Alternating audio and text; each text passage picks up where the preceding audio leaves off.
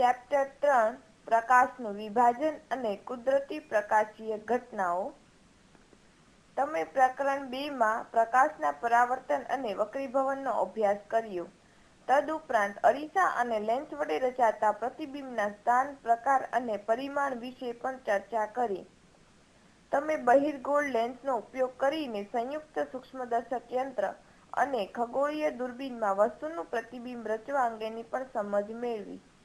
આ તકનીક માનવ આંખમાં રહેલા લેન્સનું કાર્ય સમજવા ઘણી મદદરૂપ છે.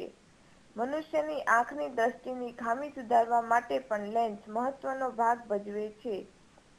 પ્રકાશના પરાવર્તન અને વક્રીભવન મેઘધનુષ્યની રચના, તારાઓનું ટમટમવું અને મરીચિકાની રચના જેવી પ્રાકૃતિક ઘટનાઓ સમજવા માટે ઘણા ઉપયોગી છે. આ પ્રકરણમાં તમે પ્રકાશના વક્રીભવન, વિભાજન અને પ્રકીર્ણન આધારિત કેટલીક પ્રાકૃતિક ઘટનાઓનો અભ્યાસ કરવાના છો.